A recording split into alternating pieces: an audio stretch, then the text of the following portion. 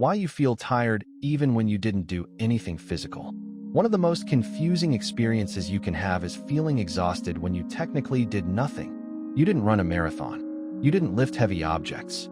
You didn't spend the entire day doing physical labor. Maybe you just sat at your desk. Maybe you stayed in your room. Maybe you answered messages, overthought things, scrolled through your phone, worried about your future, tried to stay emotionally stable, and made it through another normal-looking day. Yet your body still feels drained. And because there's no obvious physical explanation, you start questioning yourself. Why am I so tired? Am I becoming lazy? Why can't I just focus? Other people seem fine. But what you're feeling is often not a lack of discipline. It's accumulated nervous system fatigue. Most people only recognize physical exhaustion because it's visible and socially accepted. If someone carries heavy boxes all day, nobody questions why they're tired afterward. But emotional and cognitive exhaustion are harder to recognize because they happen internally. Your body still spends energy processing uncertainty, stress, pressure, emotional suppression, overthinking, unresolved tension, constant mental stimulation. And the important thing to understand is this: your brain is not separate from your body. Mental stress is physical work. The moment your brain detects pressure, conflict, danger, uncertainty, embarrassment, rejection, or instability, your nervous system changes its state. Your body prepares for survival. Heart rate changes, breathing changes, muscles tighten, stress hormones increase, attention narrows, even if you're sitting completely still. This is why you can spend an entire day doing nothing while your body feels like it has been fighting something for 12 straight hours. Because internally, it has. Think about the difference between these two situations. A person spends 8 hours relaxing at the beach with people they trust. Another person spends 8 hours trapped in anxiety, checking messages constantly, overthinking conversations, worrying about money, comparing themselves online, suppressing emotions, feeling behind in life. Both people technically spent the day sitting, but their nervous systems experienced completely different realities. One body experienced safety, the other experienced continuous low-level threat. Your body reacts more to perceived emotional pressure than physical movement alone. This is why emotional exhaustion can become so confusing. There's often no dramatic moment, no visible injury, no single breakdown, just a slow accumulation of invisible tension. And because modern life normalizes constant stimulation, many people no longer recognize what calm actually feels like. Your nervous system may rarely get a full recovery window. You wake up and immediately check your phone. Your attention gets pulled in 10 directions. You compare yourself online before your brain fully wakes up. You carry unresolved stress while pretending to function normally. You consume information nonstop without silence. You sleep physically tired but mentally alert. Then eventually your body starts sending signals. Exhaustion, irritability, brain fog, emotional numbness, inability to focus, shallow breathing, constant tension, not because your body is failing you, because it's adapting to prolonged stress exposure. This is where many people become harsh toward themselves. They think, I need more motivation. I need more discipline. I need to push harder. But sometimes the problem is not lack of effort. Sometimes the problem is that your nervous system has not truly felt safe or rested in a very long time. There's a difference between being unmotivated and being overloaded. An overloaded mind struggles to recover. An overloaded nervous system struggles to relax.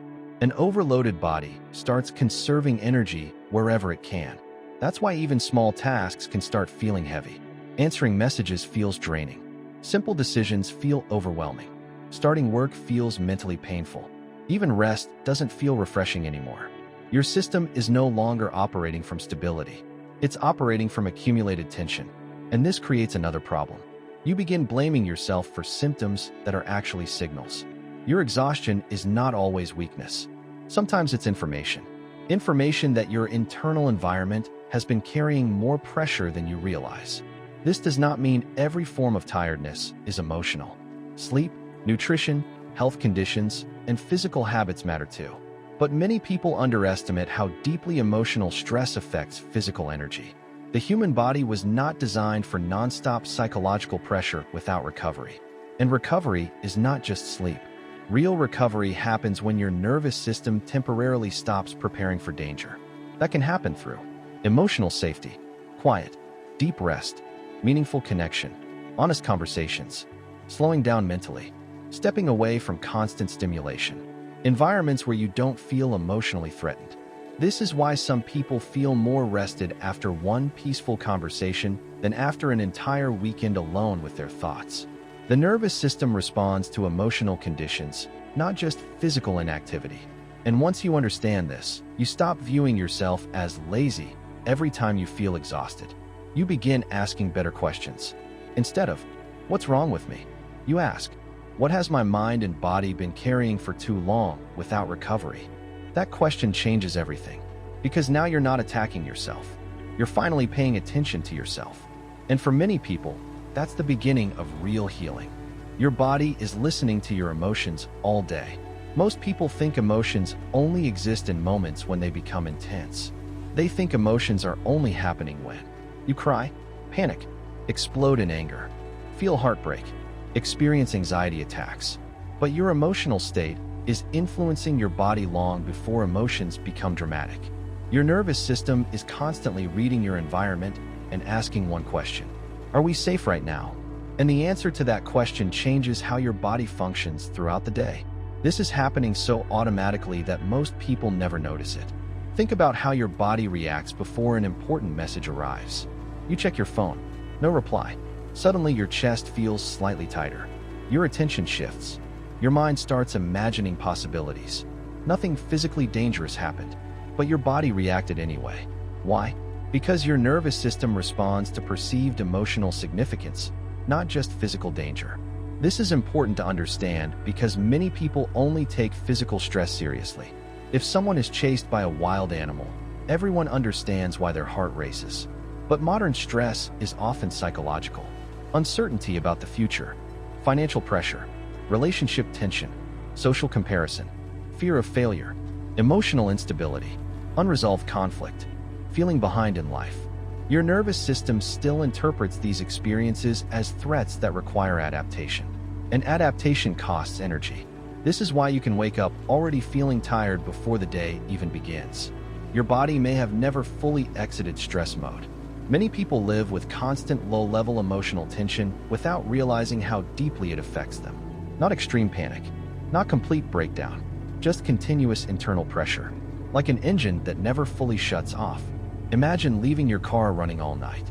Even if the car never moves, fuel is still being burned. That's what chronic emotional stress does to the body. Your nervous system stays partially activated. Muscles stay slightly tense. Thoughts stay hyperactive. Breathing becomes shallow. Sleep quality decreases. Attention becomes fragmented. Over time, this starts feeling normal. And that's the dangerous part. Humans adapt to repeated states incredibly fast. You can become so used to stress that calmness starts feeling unfamiliar. Some people literally feel uncomfortable when life becomes quiet because their body has learned to expect constant stimulation or tension. This is why rest alone doesn't always fix exhaustion. You can take a day off while your mind continues running survival patterns. Overthinking, worrying, anticipating problems, mentally replaying conversations, feeling guilty for resting, constantly checking notifications. Your body may be physically still while your nervous system remains emotionally active. And eventually, the body starts communicating through symptoms, not to punish you, to get your attention. You notice headaches, fatigue, irritability, digestive issues, difficulty focusing, chest tightness, emotional numbness, difficulty relaxing. But instead of asking, "What is my body trying to tell me?" many people immediately attack themselves. "I'm weak. I need to work harder. I'm too sensitive. I just need more discipline." But discipline cannot permanently override a dysregulated nervous system. At some point, your body demands recovery whether you acknowledge it or not. This is one of the biggest misunderstandings in modern productivity culture. People treat themselves like machines. Input effort, output results. But human beings are biological systems, not robots. Your emotional environment changes your performance, energy, creativity, patience, and ability to think clearly. A person who constantly feels emotionally unsafe cannot consistently operate at their full capacity. That's not laziness. That's biology. Think about creative work for a moment. When your nervous system feels calm and stable, your mind becomes clearer. You think better. Ideas connect more naturally. You become more patient. You can focus longer without forcing it. But when your body feels stressed, survival takes priority over creativity. Your brain shifts toward protection, scanning for problems, preparing for threats, avoiding mistakes, controlling uncertainty. This is why stress shrinks your mental world. You stop thinking expansively. You start thinking defensively. And many people unknowingly live there for years, always reacting, always bracing, always mentally preparing for the next problem, until eventually they forget what internal safety even feels like. This is why emotional awareness matters. Not because you need to become emotionally obsessed with yourself, but because awareness helps you notice what your body has been carrying unconsciously. You begin seeing patterns. Certain people drain your nervous system. Certain environments keep you tense. Certain habits overstimulate your mind. Certain thoughts repeatedly trigger stress responses. And once you see the pattern clearly, you stop making every problem about personal failure. You realize your body has been adapting to the conditions you repeatedly place it in. That realization changes how you treat yourself. Instead of forcing yourself harder, you start becoming more intentional about your environment, habits, attention, and emotional recovery. Because eventually you understand something most people ignore. Your body is listening to your emotional life all day long, even when you pretend you're fine. How constant stress slowly becomes your normal. One of the most dangerous things about chronic stress is that it rarely feels dramatic in the beginning. It builds quietly, not through one catastrophic moment, but through repeated exposure to pressure your body never fully recovers from. And because it happens gradually, you often don't realize you're changing while it's happening. At first, you notice small things. You sleep a little worse. Your mind feels slightly louder. Relaxing becomes harder. Your patience gets shorter. You feel mentally full all the time, but you keep functioning. So you assume everything is fine. This is where many people misunderstand themselves. They think, if I'm still working, still showing up, still handling responsibilities, then I must be okay. But functioning and feeling safe internally are not the same thing. A person can continue operating while their nervous system slowly absorbs more and more pressure. Think about carrying a backpack. If someone suddenly places 50 kilograms on your back, you immediately notice the weight. But if small amounts are added every day, your body slowly adapts. At some point, you stop questioning the heaviness because it has become familiar. That's what chronic emotional stress feels like. The tension becomes normal. The overthinking becomes normal. The exhaustion becomes normal. The emotional disconnection becomes normal. Until eventually you forget you're carrying anything at all. This is why many people don't realize how overwhelmed they are until their body forces them to notice. Sometimes it shows up as burnout. Sometimes anxiety. Sometimes emotional numbness. Sometimes constant fatigue. Sometimes a feeling that life has become emotionally flat. And often the person says, I don't understand what happened. But the body usually understands long before the mind does. Your nervous system keeps track of repeated experiences. If you spend enough time in emotionally stressful environments, your brain starts adapting around survival instead of recovery. This changes your baseline state. You stop operating from calmness. You start operating from tension management. That difference matters. A calm nervous system reacts to stress when necessary and then returns to balance. A chronically stressed nervous system stays partially activated all the time, like a smoke alarm that becomes overly sensitive after being triggered too often. Small problems begin feeling bigger. Minor uncertainty creates anxiety. Rest feels uncomfortable. Silence feels strange. Your body begins expecting pressure even when nothing bad is happening. And once this becomes your normal state, you stop recognizing the signs. You may tell yourself, this is just adulthood. This is just how life is. Everyone feels this way. But normalization does not equal health. People normalize unhealthy states all the time. Chronic sleep deprivation, emotional suppression, nonstop stimulation, overworking, constant anxiety, never resting mentally. Modern culture even rewards some of these patterns. The person who never slows down is called ambitious. The person who ignores exhaustion is called disciplined. The person who suppresses emotions is called strong. But your nervous system does not care about appearances. It responds to what you repeatedly experience internally. This is why some people become emotionally disconnected without realizing it. Not because they want to feel numb, but because the nervous system eventually prioritizes survival over emotional openness. When stress remains constant for too long, the body starts conserving energy. An emotional shutdown can become part of that adaptation. You stop feeling deeply because your system is overwhelmed. You stop reflecting because your mind is overloaded. You stop resting because your body forgot how. This is also why people sometimes sabotage calm moments in their life. A person who has adapted to chaos may unconsciously recreate stress because calmness feels unfamiliar. Not intentionally, systemically. Their nervous system has learned. Tension is normal. Alertness is necessary. Relaxing is unsafe. That conditioning affects relationships, work, creativity, decision-making, and self-worth more than most people realize. You start rushing constantly. You feel guilty while resting. You struggle to stay present. You feel mentally scattered even during simple tasks. And eventually, you begin living reactively instead of intentionally. This is why awareness matters so much. Because you cannot change a pattern you've mistaken for your personality. Many people think, this is just who I am. But sometimes what feels like personality is actually adaptation. You are not naturally exhausted. You adapted to nonstop pressure. You are not naturally disconnected. You adapted to emotional overload. You are not naturally restless. You adapted to constant stimulation. And once you understand that, something important happens. You stop identifying with every symptom your environment trained into you. That creates space for change.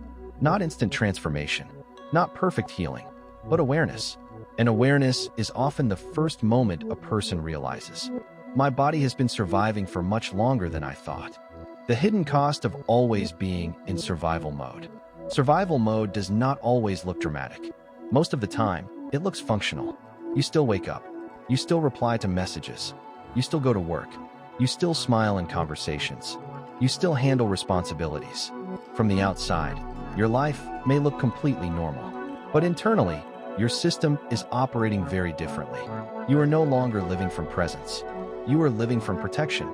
That difference changes almost everything. When your nervous system stays in survival mode for too long, your brain starts prioritizing short-term safety over long-term health. This is not a mindset problem. It's a biological strategy. Your body is trying to help you survive perceived pressure. The problem is that many people never leave that state. And over time, survival mode quietly starts taking things away from you. Not all at once. Slowly, it steals your ability to feel fully rested. You may sleep for 8 hours and still wake up exhausted because your nervous system never truly relaxed during the night.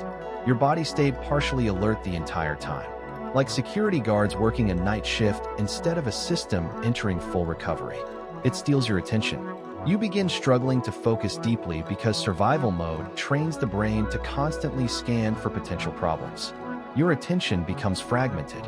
You open your laptop, check your phone, start one task, switch to another, think about tomorrow, replay yesterday, lose focus again. Your mind stays in reaction mode. And the dangerous part is this.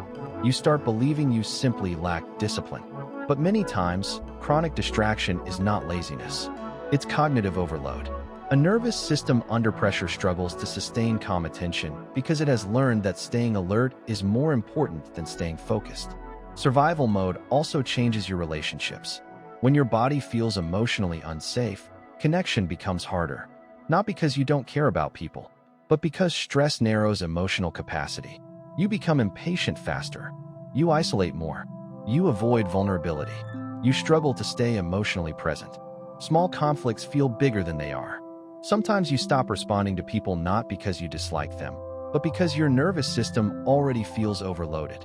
This is why emotionally exhausted people often feel guilty for becoming distant. They think, what's wrong with me? Why can't I show up the way I used to? But emotional energy is still energy, and survival mode consumes enormous amounts of it. It also affects creativity in ways most people don't realize. Creativity requires openness, curiosity, mental flexibility, a sense of internal space. But survival mode shrinks your awareness toward immediate concerns. The brain becomes less interested in exploration and more interested in control. You stop creating freely. You start managing pressure constantly.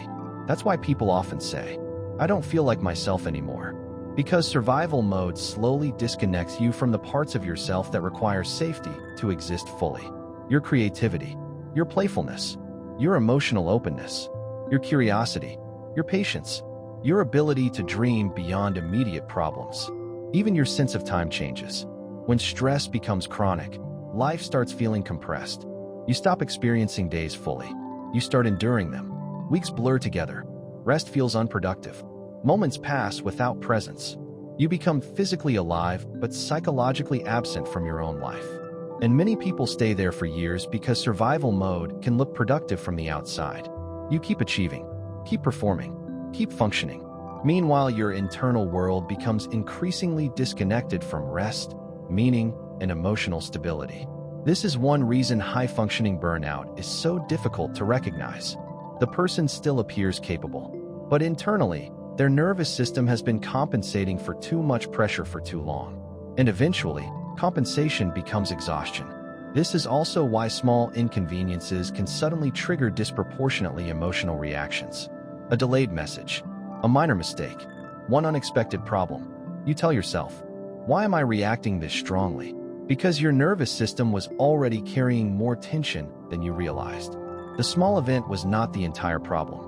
It was simply the final added weight. Like adding one extra item to a shelf already close to collapsing.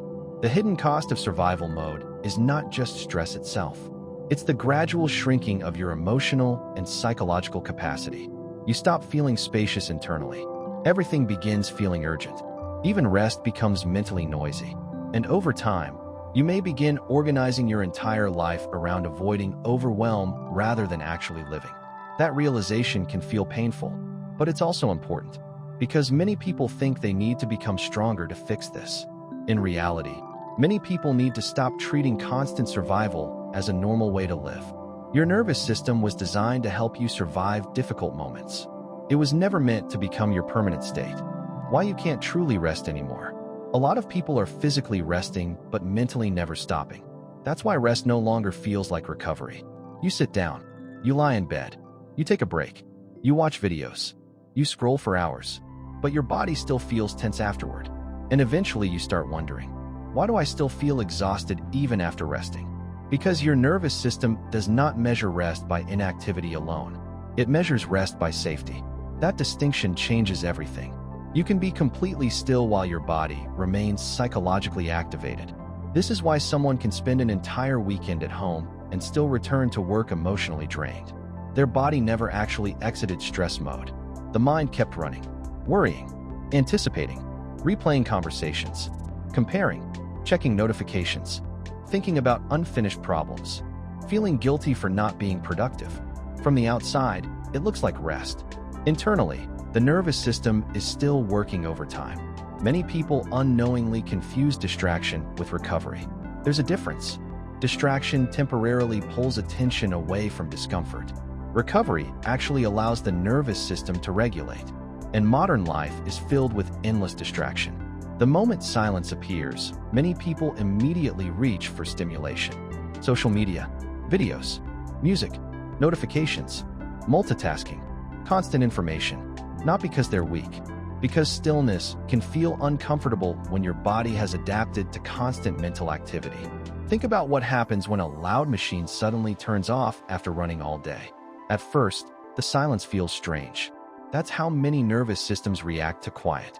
A body that has adapted to constant stimulation may interpret stillness as unfamiliar rather than peaceful. This is one reason people struggle to relax even when they desperately want rest. Their body forgot how to settle. Not emotionally, biologically. Your nervous system learns through repetition. If your daily life repeatedly teaches your brain, stay alert, stay available, stay productive, stay mentally active, something important could happen at any moment. Then deep rest becomes harder because your body no longer trusts relaxation fully. This is especially common in people who carry invisible pressure for long periods. Financial stress, emotional instability, family tension, creative pressure, fear about the future, unresolved emotional pain, constant performance expectations. The body keeps preparing for impact even during quiet moments. And over time, exhaustion changes shape. At first, you feel stressed. Later, you just feel numb, detached, tired, and mentally heavy all the time. This is where many people become frustrated with themselves. They think, why can't I just relax? Why can't I enjoy my free time? Why does my brain never stop? But the deeper issue is usually not laziness or lack of gratitude. It's nervous system conditioning. Your body learned that constant mental activity equals survival. So even when external pressure temporarily disappears, your internal state continues operating from tension. This is why some people feel anxious during rest days. Without constant tasks or stimulation, unresolved emotional weight becomes easier to feel. Silence removes distraction, and many people have spent years avoiding what silence reveals. Burnout, loneliness, emotional exhaustion, fear, dissatisfaction, pressure they never process properly. So instead of true recovery, they stay continuously stimulated. Not because stimulation feels good anymore, because stopping feels unfamiliar. This also explains why shallow entertainment often leaves you mentally tired instead of refreshed. Consuming nonstop content keeps attention fragmented. Your brain never fully slows down. You keep switching inputs, video after video, thought after thought, scroll after scroll. The body stays cognitively engaged the entire time. That's not deep recovery. That's continuous low-level stimulation disguised as rest. Real rest often feels simpler than people expect. It usually involves experiences where your nervous system stops preparing for pressure, meaningful silence, slow conversations, feeling emotionally safe, uninterrupted sleep, nature, deep focus without urgency, moments where you don't feel evaluated, rushed, or overstimulated. Real recovery creates internal spaciousness. You breathe differently. Your thoughts slow down. Your muscles soften. Your attention becomes less fragmented. You stop bracing against life temporarily. And this is important. You do not need to earn rest by completely destroying yourself first. Many people only allow themselves recovery after reaching exhaustion. But the nervous system works better with consistent regulation, not emergency repair. The longer you ignore exhaustion signals, the harder recovery becomes. Because eventually your body stops asking quietly. It starts forcing limits. Brain fog, emotional shutdown, chronic fatigue, anxiety, inability to focus, loss of motivation, feeling disconnected from yourself. Not as punishment, as protection. Your body is trying to conserve what energy remains. And once you understand this, rest stops becoming something you feel guilty about. You begin seeing it differently, not as laziness, not as avoidance, but as maintenance for a nervous system that was never designed to stay under constant pressure without recovery. Your nervous system remembers what your mind tries to ignore. One of the biggest mistakes people make is assuming that ignored emotions disappear. They don't. They often get stored as tension instead. You may consciously tell yourself, I'm over it. It doesn't matter anymore. I'll deal with it later. But your nervous system does not respond to denial the way your mind does. Your body responds to unresolved emotional experiences whether you intellectually acknowledge them or not. That's why certain situations trigger reactions that feel bigger than the moment itself. A small criticism suddenly ruins your entire mood. A delayed reply creates disproportionate anxiety. A simple disagreement feels emotionally threatening. You become defensive before you even understand why. And afterward, you may feel confused by your own reaction. But usually, your nervous system is responding to accumulated emotional memory, not just the present situation. This is important to understand. The body learns emotionally through repetition and association. If certain experiences repeatedly caused pain, embarrassment, rejection, instability, or pressure in the past, your nervous system begins predicting those outcomes automatically, even when the current situation is different. Think about touching a hot stove. After getting burned once, your body reacts faster the next time you get close to heat. Emotional learning works similarly. If your nervous system repeatedly experienced criticism as danger, conflict as emotional instability, failure as shame, rejection as abandonment, unpredictability as unsafe, then your body may continue reacting protectively long after the original situation has ended. This is why emotional patterns can persist even when your external life improves. Your environment may become safer while your nervous system still expects danger. And many people misinterpret this as personal weakness. They think, why am I still anxious? Why can't I move on? Why do small things affect me so much? Because unresolved stress does not disappear simply because time passed. The nervous system adapts based on what was emotionally repeated and emotionally unfinished. This is especially common in people who became highly functional too early. People who learned, suppress your emotions. Stay productive no matter what. Avoid burdening others. Keep going even when overwhelmed. Disconnect from your feelings to survive pressure. These adaptations may help someone function temporarily, but over time, emotional suppression often becomes chronic nervous system tension. The body keeps carrying what the mind never properly processed. That tension can appear in subtle ways. Constant overthinking, inability to relax, emotional numbness, perfectionism, fear of disappointing people, hyperindependence, difficulty trusting others, feeling guilty while resting. Many of these behaviors are not random personality flaws. They are protective strategies your nervous system learned over time. And once a protective strategy becomes automatic, it can continue operating long after the original danger is gone. That's why healing is often less about fixing yourself and more about teaching your body that certain threats are no longer present. Your nervous system needs repeated evidence of safety, not just logical explanations. You cannot think your way out of every emotional pattern because many patterns exist below conscious thought. For example, someone may logically know, my worth is not based on productivity, but their body still feels anxious every time they rest. Why? Because their nervous system learned through repetition. Resting leads to guilt. Slowing down is dangerous. Value comes from performance. The body follows conditioning before philosophy. This is also why emotional triggers feel so immediate. Your nervous system reacts first. Your conscious reasoning often arrives afterward. That's why people sometimes say, I don't know why I reacted that way. Their body recognized a familiar emotional pattern before their mind fully processed the moment. And this is not something to feel ashamed about. It's part of being human. The nervous system is constantly trying to predict pain, reduce uncertainty, and protect you from repeated emotional injury. The problem is that protective patterns can eventually become limiting patterns. What once helped you survive may later prevent you from feeling safe, connected, rested, or emotionally open. This is where awareness becomes transformative. Because once you recognize, my reactions are not random, you stop treating yourself like a problem that needs punishment. You start becoming curious instead. What experiences trained this response? What emotional state has my body been practicing for years? What am I still carrying unconsciously? Those questions create a different relationship with yourself. Less shame, more understanding. And understanding matters because the nervous system changes through repeated experiences, not self-attack. A body that learned chronic stress slowly can also learn safety slowly. But that process usually begins with one important realization. Ignoring emotional pain does not erase it. Your nervous system remembers what your mind tries to avoid. The physical signs of emotional overload most people miss. Most people wait for emotional pain to become obvious before they take it seriously. They think emotional struggle only counts when it becomes dramatic. Panic attacks, breakdowns, crying constantly, complete burnout. But emotional overload usually begins much earlier and much quieter. The body starts sending subtle signals long before the mind fully recognizes what's happening. The problem is that many people have become disconnected from their own internal state. They notice symptoms, but they don't connect the symptoms to emotional pressure.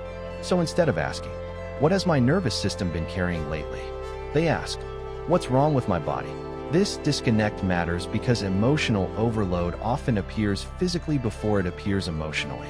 For example, you may not consciously think, I'm overwhelmed, but your body notices. Tight shoulders, headaches, jaw tension, digestive problems, chest tightness, fatigue, shallow breathing, difficulty sleeping, constant restlessness. These are not always random physical issues. Many times, they are stress signals. The nervous system affects nearly every major system in the body. When stress becomes chronic, the body reallocates energy towards survival functions. Recovery becomes less prioritized. This is why emotional stress can affect sleep quality, immune function, digestion, concentration, memory, appetite, muscle tension, energy levels. Your body changes its operating mode depending on perceived threat. And the important word here is perceived. The nervous system does not only respond to physical danger. It responds to emotional instability too. That means your body can stay activated because of unresolved pressure, financial anxiety, relationship tension, emotional suppression, uncertainty about the future, constant overstimulation, feeling emotionally unsafe, even when there is no immediate physical danger present. This is why many people feel physically exhausted after emotionally difficult periods. Breakups, family conflict, burnout, financial stress, long-term anxiety. The body experiences these events biologically, not just mentally. And often the symptoms become so normalized that people stop recognizing them. Someone may say, "I've always been tense. I've always had trouble relaxing. I've always overthought." But always is not the same as healthy. Many chronic stress responses become invisible simply because they've existed for so long. Think about someone living near constant background noise. At first, they notice it constantly. Eventually, their brain adapts and stops consciously registering it. But the sound never disappeared. Chronic emotional stress works similarly. The body may stay continuously activated while the mind stops noticing the activation consciously, until eventually the body becomes louder. This is when symptoms intensify: stronger anxiety, emotional numbness, exhaustion, brain fog, difficulty focusing, emotional reactivity, sleep problems, feeling disconnected from yourself. And many people interpret this as personal failure instead of accumulated overload. They think, "I need to try harder. I need more discipline. I'm just weak." But emotional overload is not weakness. It's what happens when a nervous system absorbs more pressure than it can properly recover from. This becomes especially dangerous for high-functioning people. People who continue producing, working, helping others, and staying responsible while internally deteriorating. Because external functionality hides internal exhaustion. A person may still appear successful while their body is running on chronic stress chemistry daily. And eventually the gap between external performance and internal well-being becomes unsustainable. This is also why emotional overload can make small tasks feel strangely difficult. Not because the tasks are objectively hard, because the nervous system has less available capacity. Imagine opening too many applications on a computer at once. Eventually, the entire system slows down. Not because the computer is broken, because too many processes are running simultaneously. That's what chronic emotional stress does internally. Your mind keeps running background processes, overthinking, worrying, suppressing emotions, anticipating problems, staying hyper-aware, managing internal tension, even while you're trying to function normally. And this constant internal processing consumes energy. One of the biggest shifts a person can make is learning to see symptoms differently. Not every symptom means something catastrophic. Sometimes symptoms are communication. Your body saying, "We have been carrying too much for too long." This doesn't mean every physical issue is emotional. Medical conditions are real and should never be ignored. But emotional stress absolutely affects the body more deeply than most people realize. And once you understand this, you stop treating your body like an obstacle. You begin listening to it more carefully, not fearfully, not obsessively, but honestly. Because many people spend years fighting symptoms without ever asking what those symptoms are trying to protect them from. Why high-functioning people still feel emotionally exhausted. One of the hardest things about emotional exhaustion is that you can still appear completely functional while experiencing it. You still meet deadlines. You still respond to messages. You still handle responsibilities. You still show up for people. So nobody notices what's happening internally. Sometimes not even you. This is why high-functioning exhaustion is so deceptive. The outside of your life may continue operating normally, while the inside slowly becomes heavier and harder to carry. And because you are still doing well externally, you often invalidate your own experience. You tell yourself, "I shouldn't feel this way. Other people have it worse. I'm still productive, so maybe I'm fine." But performance is not the same as well-being. A person can function efficiently while emotionally depleted underneath. In fact, many high-functioning people became functional precisely because they learned how to ignore their own emotional state. They adapted early. Maybe they learned, keep going no matter what. Don't burden others. Stay productive under pressure. Suppress emotions to stay stable. Achieve to feel valuable. Stay useful to stay accepted. Over time, these patterns become identity. People start seeing you as reliable, independent, disciplined, emotionally strong. capable under pressure. And eventually, you start seeing yourself that way too. The problem is that survival adaptations often look admirable from the outside, but internally, they can become exhausting to maintain, because constantly holding yourself together requires energy, a lot of it. This is why many high-functioning people feel tired in ways they struggle to explain. Not physically destroyed, not completely broken, just emotionally stretched thin all the time. They rarely feel fully relaxed. Their mind rarely feels quiet. Their nervous system rarely feels safe enough to completely let go. And because they continue functioning, people around them may assume they're handling everything well. This creates a strange kind of loneliness. You become the person everyone depends on while secretly feeling emotionally overloaded yourself. And eventually, your body starts showing signs that your mind keeps trying to override. You notice difficulty focusing, emotional numbness, increased irritability, lack of motivation, chronic fatigue, inability to enjoy things fully, feeling disconnected from yourself, difficulty being emotionally present. But instead of slowing down, many high-functioning people respond by pushing harder, because productivity became their coping mechanism. If they stay busy enough, they don't have to fully feel what's happening internally. Work becomes distraction. Achievement becomes emotional regulation. Constant motion becomes avoidance. This is why slowing down can feel uncomfortable for high-functioning people. Stillness removes performance. And without performance, unresolved emotional weight becomes easier to notice. That can feel terrifying when your identity has been built around competence for years. Some people become so identified with functioning that they no longer know how to exist without constantly proving their value. Rest creates guilt. Doing nothing creates anxiety. Silence feels emotionally loud, not because they are weak, because their nervous system learned. Safety comes from staying useful.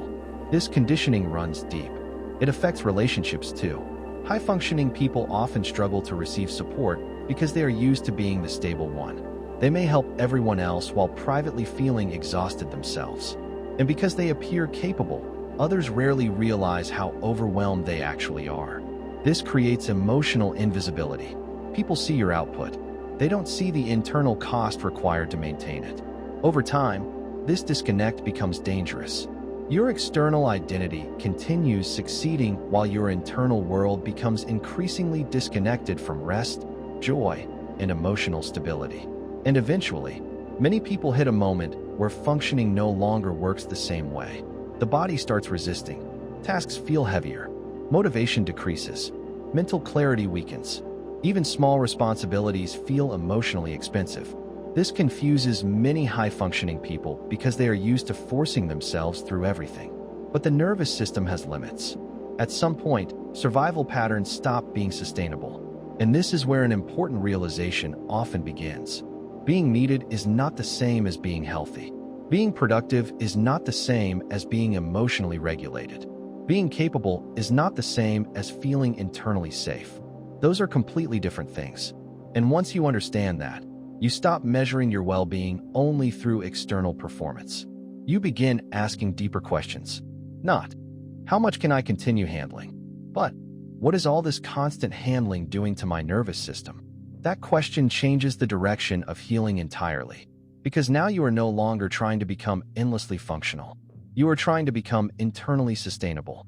How overthinking keeps your body stuck in stress. Most people think overthinking is just a mental habit. But overthinking is also a physiological state. Your body experiences your thoughts as signals. That means your nervous system reacts not only to what is happening around you, but also to what your mind keeps replaying internally. This is why someone can sit alone in a quiet room while their body still feels tense, restless, or exhausted. Externally, nothing dangerous is happening. Internally, the brain is continuously simulating pressure, and the body responds accordingly. This is what many people misunderstand about overthinking. Your nervous system often cannot fully distinguish between an imagined threat and a repeatedly anticipated one. If your mind constantly rehearses worst-case scenarios, future problems, embarrassing moments, failure, rejection, conflict, uncertainty, your body repeatedly enters stress responses even when the event has not happened. You are mentally activating survival systems over and over again. That consumes energy. Think about how your body reacts before an important conversation. Even before the conversation happens, your heart rate changes. Your muscles tighten. Your attention narrows. Your stomach may feel uncomfortable. Why? Because the brain already predicted emotional significance. Now imagine repeating that kind of anticipatory stress dozens of times every day through overthinking. The nervous system rarely gets a break. This is why chronic overthinkers often feel exhausted despite spending most of their day inside their own head. Mental processing still costs biological energy, especially when the thoughts revolve around uncertainty, fear, pressure, or emotional self-protection. Overthinking is often misunderstood as thinking too much. But deeper than that, overthinking is usually an attempt to create control. The mind believes, if I analyze enough, maybe I can prevent pain. If I prepare for every possibility, maybe I'll stay safe. If I keep thinking about it, maybe I'll eventually feel certain. But uncertainty is part of life, and the nervous system becomes exhausted when it constantly tries to eliminate every possible risk mentally. This is why overthinking rarely creates peace. It creates hypervigilance. You stop experiencing the present moment fully because your attention stays trapped in prediction. Part of your mind is always somewhere else. Tomorrow, next week, the future, a possible mistake, a conversation that hasn't happened yet, a problem that may never happen at all. And eventually your body adapts to this constant anticipation. You become mentally restless by default. Stillness becomes difficult. Presence becomes difficult. Relaxation becomes difficult. Even moments of calm start feeling temporary because your brain has been trained to search for the next problem automatically. This is especially common in people who grew up in emotionally unpredictable environments. If your nervous system learned early that mistakes, conflict, criticism, or instability could suddenly appear, your brain may have adapted by becoming hyper-aware. Overthinking became protection. You learned to mentally scan ahead constantly, not because you were weak, because your nervous system was trying to reduce uncertainty. And this is important. Many overthinkers are not irrational people. They are often highly aware people whose nervous systems became stuck in protective anticipation. The problem is that constant anticipation keeps the body from fully settling. You may physically rest while mentally remaining alert, and eventually the body starts carrying the cost. Chronic tension, difficulty sleeping, fatigue, irritability, inability to focus, emotional exhaustion, feeling mentally stuck, difficulty enjoying the present. This creates another painful cycle. The more exhausted you become, the harder it becomes to regulate your thoughts clearly. And the harder it becomes to regulate your thoughts, the more overwhelmed your nervous system feels. Many people trapped in overthinking believe the solution is to find the perfect answer. But often the deeper issue is that the nervous system no longer feels safe with uncertainty itself. That changes the goal entirely. The goal stops being, how do I control every outcome? And becomes, how do I teach my body that uncertainty does not always equal danger? That shift matters, because peace rarely comes from solving every possible future problem mentally. It comes from reducing the constant internal pressure to predict, control, and mentally survive every outcome before it happens. And slowly, when the nervous system stops treating every unknown as a threat, the body begins releasing tension it has been carrying for years. Not instantly, but gradually, the same way the stress was built. The difference between temporary stress and living in constant tension. Stress itself is not the problem. The human body was designed to handle stress. Your nervous system is supposed to activate during difficult moments. Emergencies, deadlines, danger, intense challenges, emotionally painful situations. That activation is normal. The problem begins when activation never fully turns off. There's a major difference between experiencing stress temporarily and living in a constant state of tension. Temporary stress has recovery built into it. Something difficult happens, your body responds. Then eventually, your nervous system settles again. Your heart rate slows, your muscles relax, your thoughts become clearer, your body exits protection mode. That cycle is healthy, but many people no longer live in cycles. They live in continuation. The stress never fully resolves before the next pressure arrives. One problem leads into another. One responsibility replaces the last. One source of uncertainty stays unresolved while new ones appear.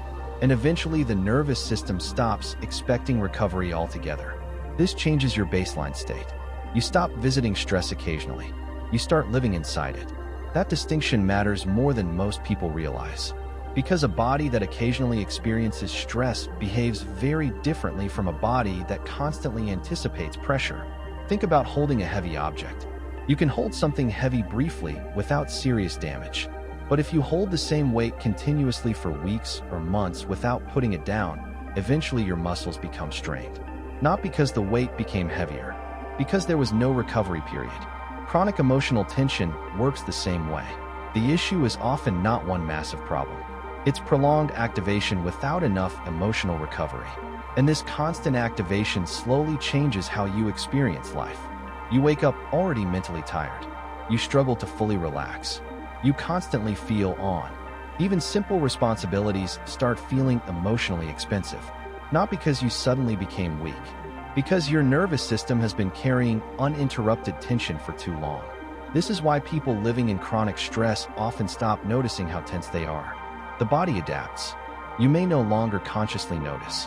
Tight shoulders, shallow breathing, racing thoughts, hypervigilance, jaw tension, emotional irritability. Because these states became familiar, your body starts treating tension like a permanent background condition. And once that happens, calmness can actually feel uncomfortable. Some people sit in silence and immediately feel restless. Not because silence is bad, because their nervous system became dependent on stimulation and anticipation. Stillness exposes the tension they've been outrunning. This is also why vacations or short breaks sometimes fail to create real recovery. A person may temporarily leave stressful environments while mentally carrying the same survival patterns everywhere they go. The body remains activated internally. You can physically leave pressure while psychologically remaining trapped inside it. And many people misinterpret this experience. They think, nothing is even happening right now. Why do I still feel stressed? Because chronic tension is no longer tied only to external events. It has become internal conditioning. The nervous system learned. Stay prepared. Stay alert. Don't fully relax. Something could go wrong. That state eventually becomes automatic. This affects more than mood. It changes sleep quality, focus, emotional regulation, creativity, patience, relationships, physical energy, ability to feel present. Constant tension narrows life. You stop experiencing moments fully because part of your nervous system remains occupied with protection. Even joy becomes harder to absorb deeply when the body is busy scanning for pressure. This is why many people feel emotionally disconnected despite outwardly functioning. Their nervous system rarely feels safe enough to fully open. And over time, this constant tension creates another painful pattern. You forget what a regulated state actually feels like.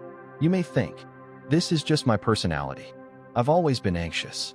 I've always struggled to relax. But often, what feels permanent was actually practiced repeatedly. The body learned tension through repetition, which means it can also relearn safety through repetition. That's an important realization because it changes how you approach healing. You stop asking, how do I eliminate stress completely? And start asking, how do I create more moments where my nervous system no longer feels trapped in continuous survival? That question is more realistic, more compassionate, and far more effective. Because the goal is not to become a person who never experiences stress. The goal is to stop living in a body that never fully exits it. Why emotional safety changes the way your body feels. Most people underestimate how deeply emotional safety affects the body. They think safety only means physical protection, having shelter, having money, avoiding physical danger. But your nervous system also responds to emotional conditions. It pays attention to whether you feel accepted, whether you feel emotionally understood, whether you constantly feel judged, whether you feel emotionally stable around certain people, whether you feel safe expressing yourself honestly, whether your environment keeps you mentally tense. And these emotional conditions affect your body far more than most people realize. Think about how different your body feels around different people. Around some people, you naturally relax. Your breathing slows down. You don't overthink every word. You don't feel the need to perform constantly. You feel more like yourself. Around others, your body changes immediately. You become more alert, more careful, more tense. You monitor yourself constantly. You overanalyze your behavior. You struggle to fully relax, even before anything obvious happens. Why? Because the nervous system is always reading for emotional threat or emotional safety. And this process happens mostly below conscious awareness. That's why emotional environments matter so much.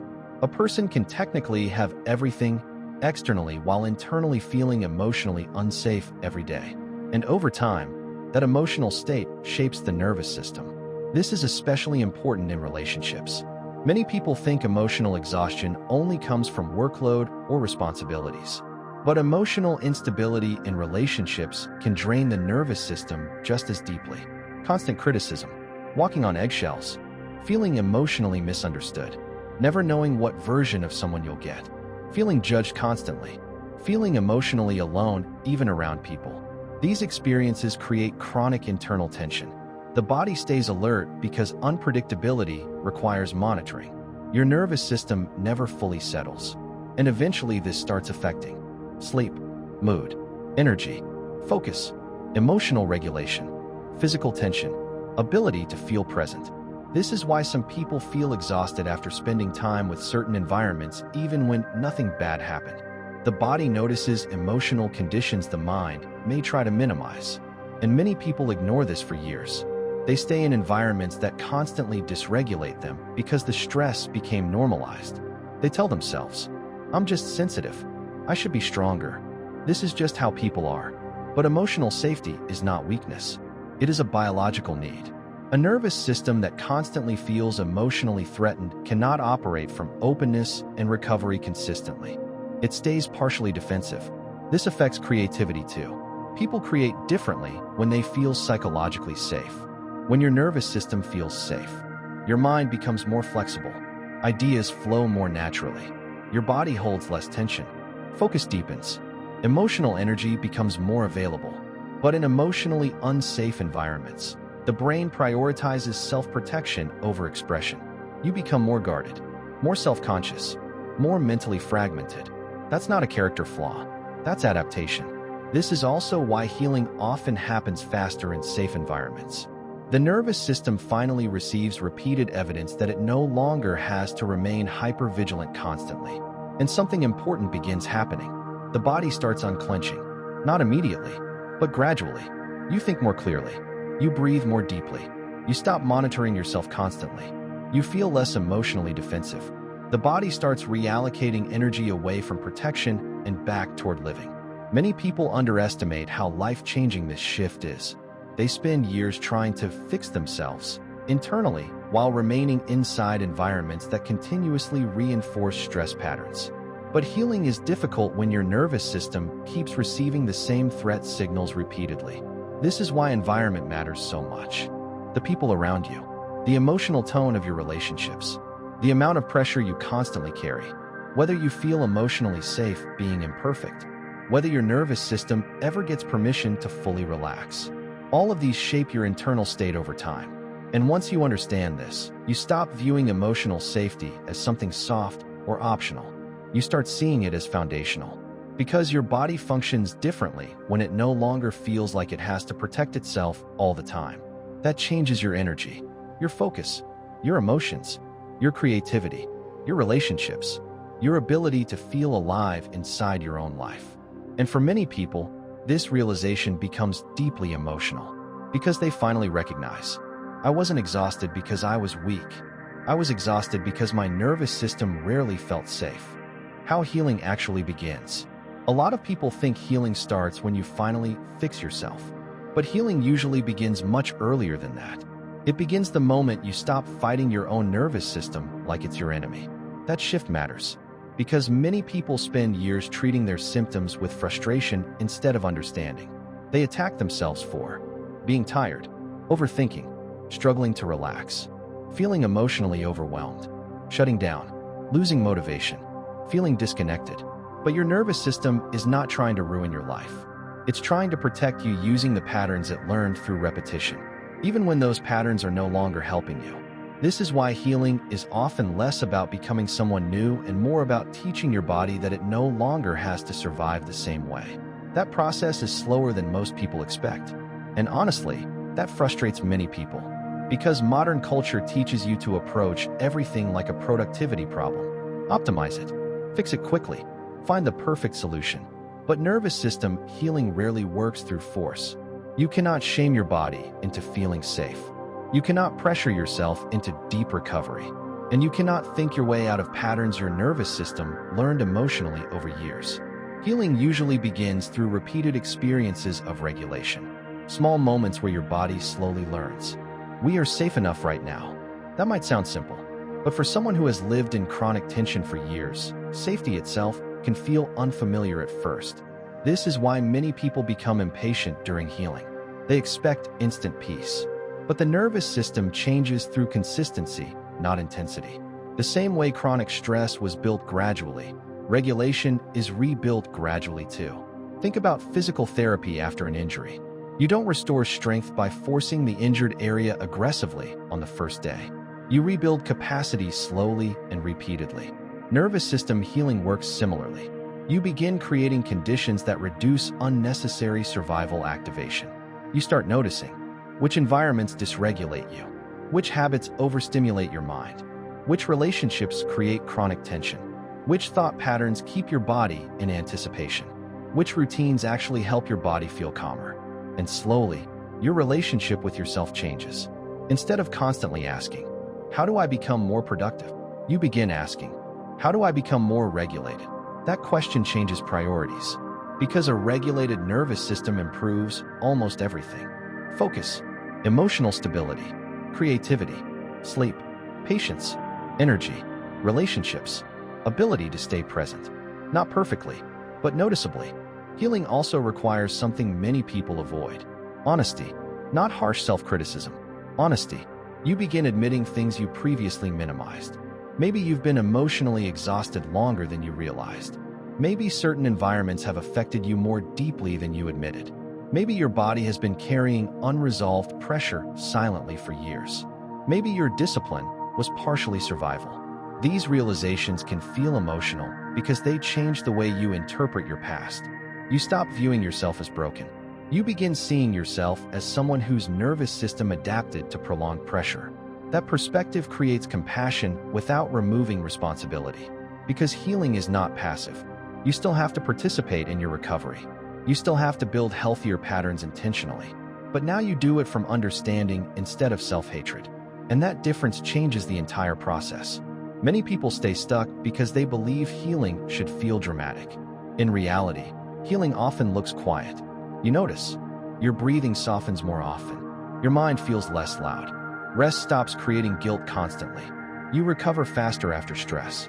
You stop catastrophizing every problem. Your body feels less tense during ordinary moments. You become less reactive emotionally. Small changes, but meaningful ones. Because the goal is not becoming emotionally perfect. The goal is creating a nervous system that no longer feels trapped in constant survival. And this process requires patience. Not because you are failing, because the body needs repeated evidence before it fully trusts safety again. That trust is rebuilt slowly. Through consistency, through rest, through emotional honesty, through healthier environments, through boundaries, through presence, through learning that calmness is no longer dangerous. Over time, something important begins happening. You stop spending all your energy managing internal tension, and that energy becomes available for life again, for creativity, for connection, for curiosity, for joy, for focus, for being emotionally present.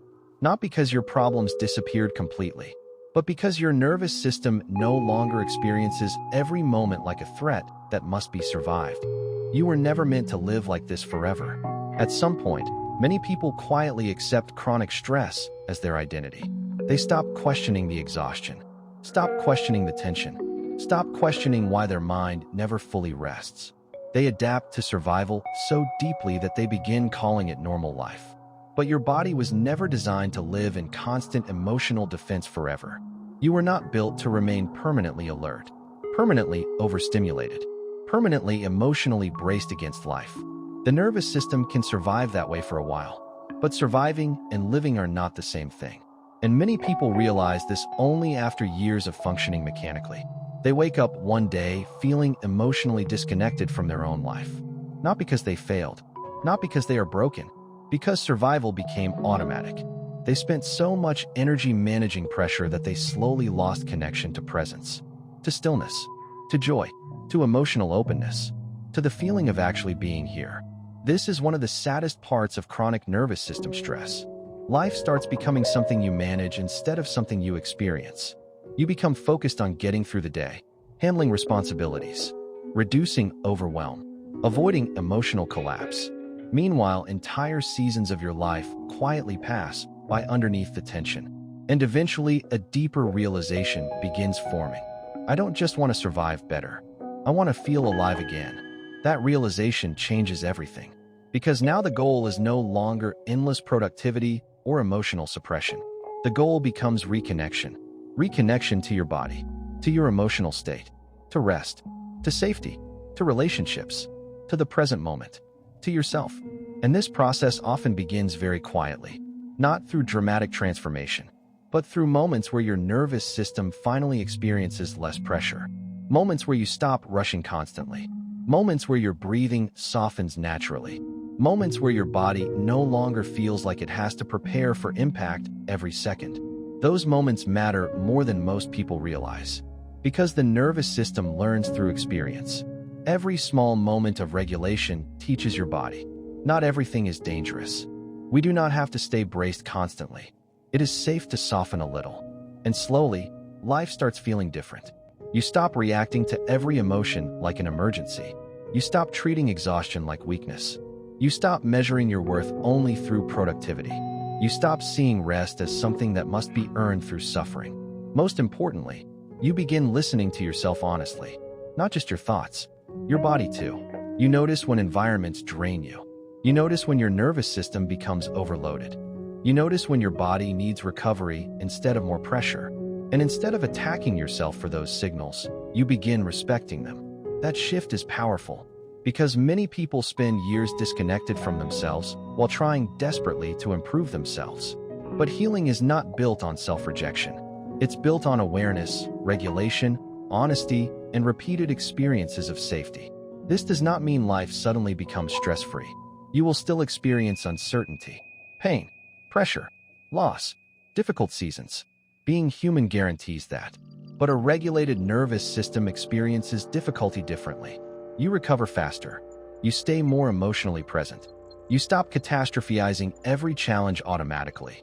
Your body no longer interprets every unknown as danger. You gain internal space again. And that space changes the quality of your entire life. Because eventually you realize something important. Peace is not the absence of all stress. Peace is when your body no longer feels trapped in non-stop survival. That's the difference. And if you've been living in chronic tension for a long time, it's important to hear this clearly. The exhaustion you feel is not proof that you are weak. The tension you carry is not proof that you are failing. Your nervous system adapted to the pressure it experienced repeatedly. That adaptation helped you survive. But survival patterns are not meant to become your permanent home. Your body is not asking you to become perfect. It is asking you to stop living as if every moment is something you must emotionally survive. And the moment you begin understanding that honestly, you stop fighting yourself so aggressively. You start learning how to come back to yourself instead.